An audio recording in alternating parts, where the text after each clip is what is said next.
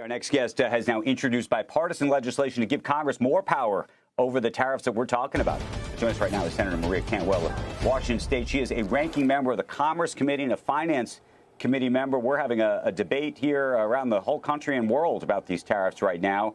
You've watched all of this happen in the context of executive orders so far. What are you trying to do, and what kind of support do you have for it? Well, Andrew, I know you're in Seattle today because I tuned in earlier and saw you in front of the Space Needle, so I hope you're getting some coffee and maybe going to REI. But I think we're the antithesis. Seattle, Washington is the antithesis of this approach.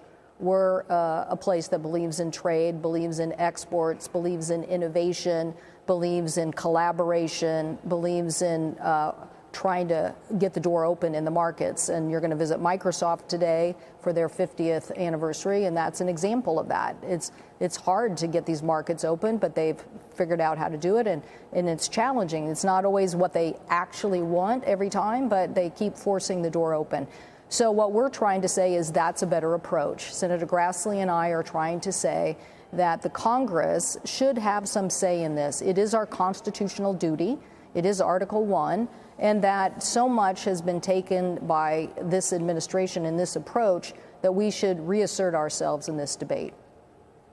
Senator, behind the scenes, though, tell me what you're hearing both from other senators, but also from members of the House, because whatever you do in the Senate, may not have enough support in the House. Well, usually the House is the first to retreat because they're two-year terms. So my job at first is to convey to my colleagues why this is so important.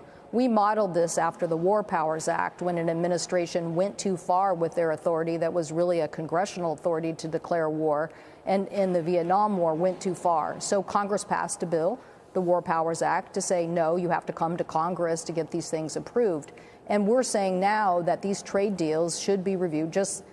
Trade deals are generally reviewed by Congress and approved. This should be the same on the tariffs. So we want to reassert ourselves, and we can see the impact that's being caused here. It's such a huge economic impact to the country. It should be something that Congress debates.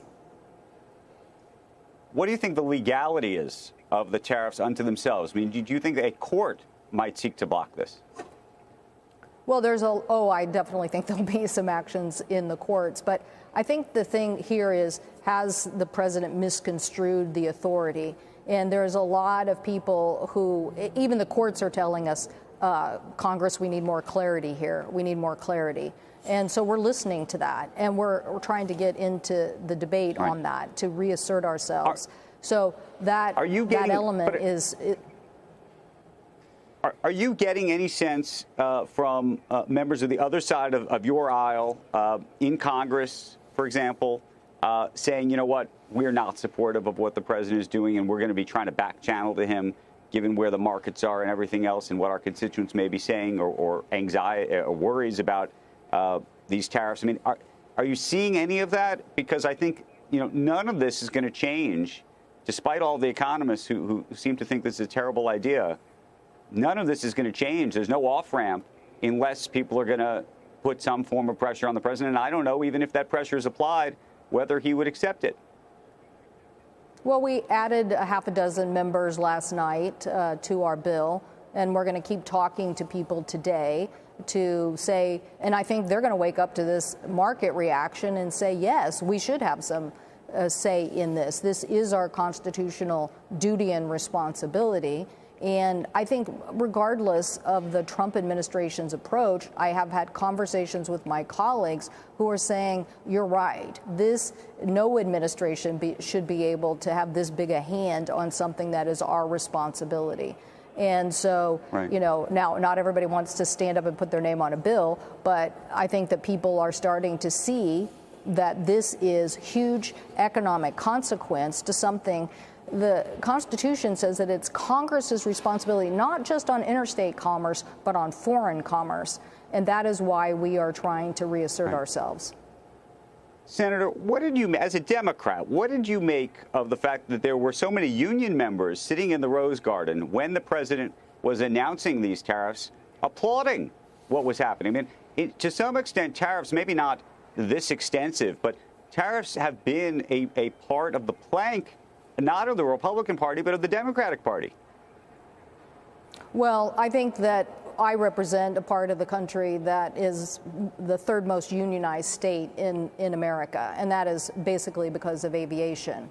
And while those workers always want a fair deal, they also want a lot of sales. And aviation probably represents one of the biggest economic opportunities for our nation moving forward. There's a world demand for 40,000 airplanes over the next 10 years. So when you ask those workers, do you want to capture that market, or do you want France to go to China and build Airbus there and maybe have the Chinese speed up their aviation development? I guarantee you the answer to that is no.